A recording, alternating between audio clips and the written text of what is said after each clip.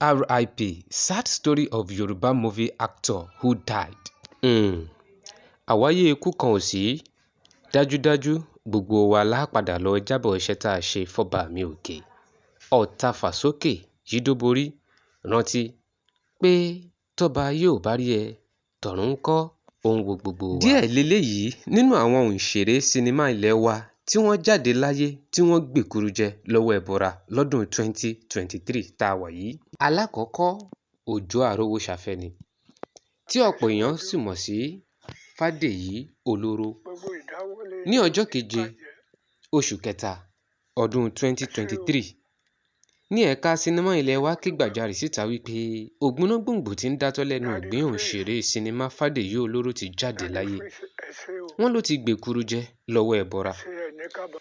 Fádèyí Olóró tí ọjọ́ orí rẹ̀ jẹ́ 66 years lẹ́yìn tí bàbá náà kojú àjálù àìsàn onírúurú tí ó gba ẹ̀mí rẹ̀ lójijì. Iṣẹ́ ribiribi àti ipa tí ó kó nínú eré sinimá ó jẹ́ má lè gbàgbé, kò sì ṣeé fọwọ́ rọ́ sẹ́yìn rárá. Tá a bá ń sọ nípa ògbóǹtagí àwọn tí wọ́n ń ṣe eré tíátà àti sinimá nílẹ̀ wa, ọ̀kan gbòógì ni Fádèyí Olóró. Fádèyí Olóró àfiṣùkẹ̀ sùnre o. Lóòótọ́ ni pé a fẹ́ ọ, ṣùgbọ́n Ọlọ́run fẹ́ ẹ jù wá lọ. Kó o sùn láyọ̀ olùgbàlà rẹ. Ẹlẹ́ẹ̀kejì, Murphy Afọlábí. Ikú Murphy jẹ́ àgbọ́sọgbánù. Ó dàbí pé èèyàn ò kú rí ni nígbà tí wọ́n kéde wípé Murphy Afọlábí jáde láyé. Ọmọ 49 years ni Murphy wà lásìkò tí ikú olóṣì abara dúdú họhọhọ tó mú lọ láàrin àwọn ẹgbẹ́ ẹ̀ tí wọ́n jọ ń ṣeré tíátà. Murphy Afọlábí jẹ́ gbajúgbajà ìlúmọ̀ọ́ká onítíátà tí ó ti ṣe ọ̀pọ̀lọpọ̀ iṣẹ́ nínú ká ṣe sinimá, àgbéléwò àti torí àgbàgbé. Ọdún 1998 ni Murphy Afọlábí bẹ̀rẹ̀ iṣẹ́ sinimá lábẹ́ oníwòsàn òṣèré Fàsásí. Wọ́n ní ikú Murphy jẹ́ má lè gbàgbé tí ó ti mú ìpalára wá tí ó sì ti fi àyè sílẹ̀ nínú Yorùbá industry gẹ́gẹ́ bí alábàáṣiṣẹ́ rẹ̀ ṣe fi léde fún wa. Adékọ́lá Tìjání. Ẹnì kẹta, Fẹ́mi Ògúnròǹbí tí gbogbo èèyàn mọ̀ sí Papa Ajasco.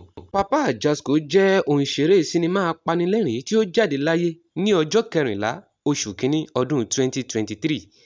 Ikú Papa Ajasco jẹ́ èyí tí ó ya àwọn èèyàn lẹ́nu gbáà nítorí ipa ribiribi tí ó kó nínú eré aláwàdà àgbéléwò kan tí a mọ̀ sí Wálé Adénúgá production tí ó gbajúmọ̀ dáadáa. Ìyẹn Papa Ajasco and Company ló jẹ́ káwọn èèyàn mọ̀ ọ́ dáadáa lórílẹ̀‐èdè Nàìjíríà. May his soul rest in peace. Ẹnì kẹrin, Musiliu Ajíkanlé ni. Musiliu Ajíkanlé jẹ́ talented actor tí ò ṣeé gbàgbé nínú Yorùbá movie industry. Musiliu Ajíkanlé jáde láyé ní ọjọ́ 7 oṣù keje ọdún 2023 lẹ́yìn tí ó ní ìpèníjà àìsàn rọpárọsẹ̀ tó sì gbẹ̀mí bàbá náà ní ìfọ́nà ìfọ́nṣu. Kí Olúwa bá wa tẹ́ sáfẹ́fẹ́ rẹ̀. Ẹnì karùn-ún ni Ìyábọ̀ Òkò. Ìyábọ̀ Òkò jẹ́ àgbàlagbà nínú káṣeré sinimá àti tíátà ilé wa tí ó sì ti kópa ribiribi tó pọ̀ gan nínú ìdàgbàsókè sinimá àti tíátà nílẹ̀ Nàìjíríà. Wọ́n kéde ìpapòdà Ìyábọ̀ Òkò ní ọjọ́ 29 oṣù kẹfà ọdún 2003. Sidikat Ọdúntàn tí gbogbo wa mọ̀ sí Ìyábọ̀ Òkò ó jáde láyé látàrí àìsàn rọpárọsẹ̀ tó ń bá màmá náà fínra gidigidi. 62 years nìyá yìí nígbà tí ọlọ́jọ́ dé. K'Olúwa bá wa tẹ́ sáfẹ́fẹ́ dáadáa. Chief Sunday Àkànbí Akínọlá tí gbogbo èèyàn mọ̀ sí Bàbá Fèyí Kọ́gbọ́n. Bàbá yìí ló jáde láyé látàrí àìsàn kíndìnrín tó ń bá wọ̀yá àjà nínú àgọ́ ara. Ipa tó kó ní Yoruba Nollywood film industry ní ọdún 80s sí ọdún 90s ó sì jẹ́ àkọsílẹ̀ rere ní ilé iṣẹ́ náà.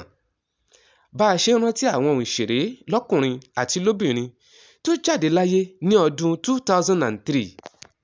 Àwa ń gbà á ládùúrà fún gbogbo ẹ̀yin olólùfẹ́ ìkànnì yìí pátápátá wípé ikú òjijì kò ní kàn yín tọmọtọmọ tẹbí àtará.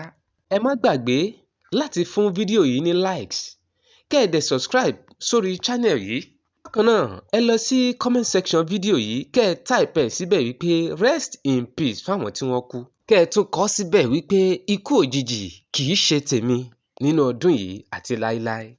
Ẹ má gbàgbé láti subscribe sórí channel yìí kẹ́ ẹ lè máa jẹ̀gbádùn àwọn ètò lọ́lọ́kan-ò-jọ̀kan tá a máa mú wá lórí ìkànnì yìí. Ẹ ṣé bẹ́ẹ̀ ṣe wà pẹ̀lú wa. Ẹ ní rí ohun gbé sọnù bí ò ṣe bí ọmọ láṣẹ ọba mi Èdùmàrè.